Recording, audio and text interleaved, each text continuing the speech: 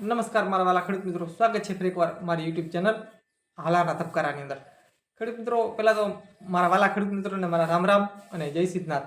ખેડૂત ભાઈઓ, આજે આપણે ખાસ ચર્ચા એ કરવાના છીએ કે ખેડૂતોને જે ટેકાના ભાવનું જે રજીસ્ટ્રેશન કરેલું છે તેની અંદર ક્યાંક ને ક્યાંક ઘણા બધા આ વર્ષે પ્રોબ્લેમ આવે તેવી ખાસ શક્યતા છે। તો ખરેખર ખેડૂતોને ક્યાં પ્રોબ્લેમ આવશે તેના વિશે મિત્રો ખાસ ચર્ચા કરવાના છીએ।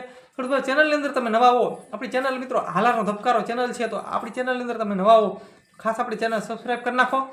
ખેડૂત ભાઈ, હું પણ તમારા જેવો એક સાદો સિમ્પલ અને ખેડૂતનો દીકરો છું, તો ખેડૂતને મિત્રો સપોર્ટ કરે તો હું પણ કંઈક આગળ જાઉં અને યુટ્યુબની અંદર ખેડૂતોને મિત્રો અમારી ચેનલનો ધ્યેય હંમેશા એક જ રહેલો છે કે ખેડૂતોને બે પૈસાનો ક્યાંક ને ક્યાંક ફાયદો થાય।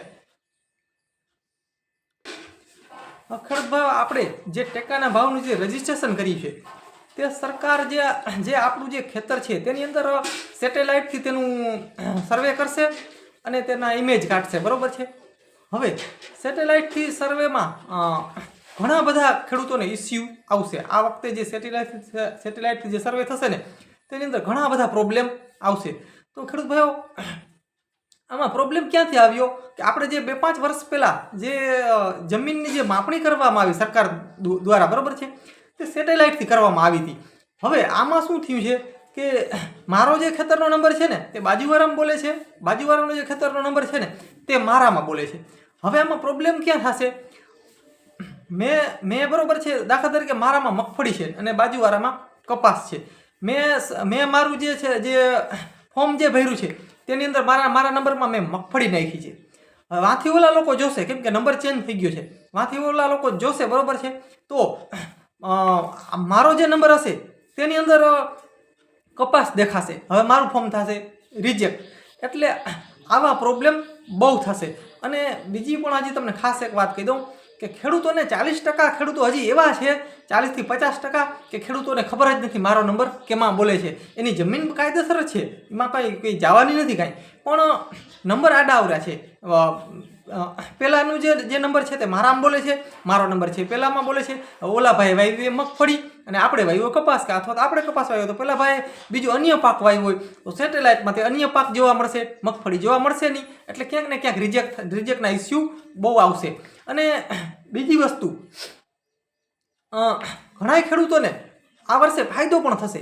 એનું કારણ તમને ખાસ જણાવી દઉં કે આપણે સૌરાષ્ટ્રની વાત ખાલી કરીએ, બરાબર, સૌરાષ્ટ્ર, જામનગર, જુનાગઢ, દેવભૂમિ, દ્વારકા, હવે આપણે આ જે ઇલાકો છે તે વધારે આ વર્ષને જો જોઈએ તો મોસ્ટ ઓફલી મગફળીનું વાવેતર કરેલ છે। હવે આમાં ફાયદો પણ થશે ખેડૂતોને, કેમ કે મારે પણ મગફળી છે અને બાજુવાળાને પણ મગફળી છે, બરાબર છે।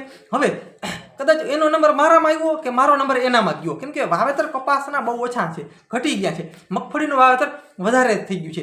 એટલે આમાં ખેડૂતોને એમ તો ફાયદો પણ થશે, કેમ કે પ્રોબ્લેમ નહીં આવે, કદાચ આ વર્ષે ઓછા પ્રોબ્લેમ આવશે।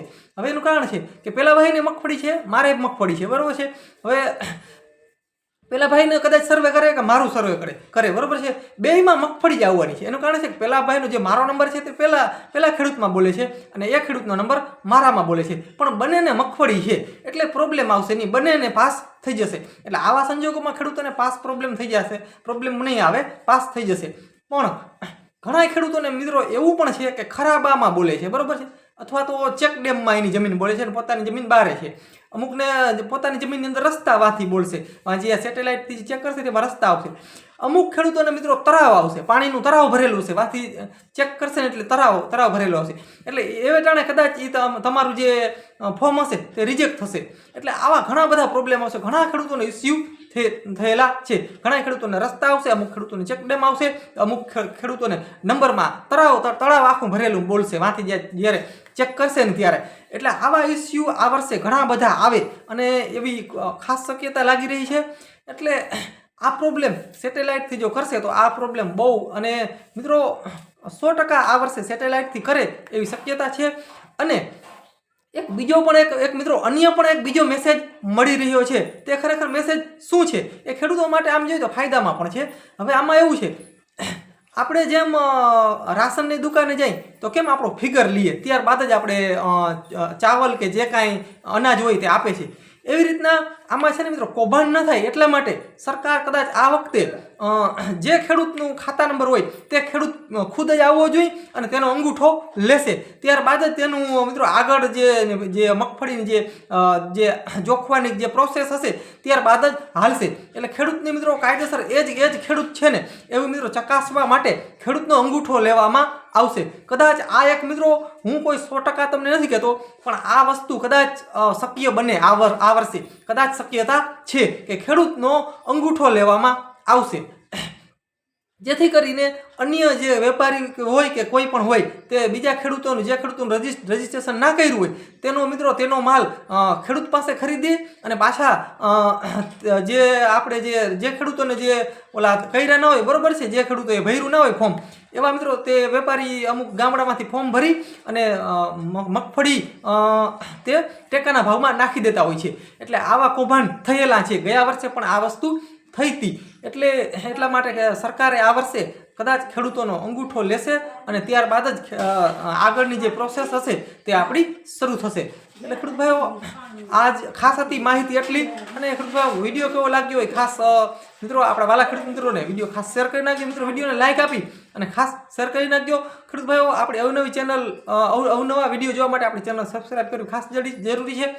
મિત્રો આપણે ખાસ જીરું વિશેની A to Z માહિતી આપણી ચેનલના માધ્યમથી ખેડૂતોને મળી રહેશે. મિત્રો અમારી ચેનલની અંદર જીરુના જે દવા હોય કે ખેતર તૈયાર કરવાથી લઈ વાવણીથી લઈ અને હાર્વેસ્ટિંગથી લઈ અને ખેડૂતનો પાક જે છે તે યાર્ડની અંદર વેચાઈ જાય ત્યાં સુધીની મિત્રો ટોટલ માહિતી અમારી ચેનલના માધ્યમથી ખેડૂતોને મળી રહેશે. એટલે ખાસ અમારી ચેનલની અંદર જોડાઈ જાવ.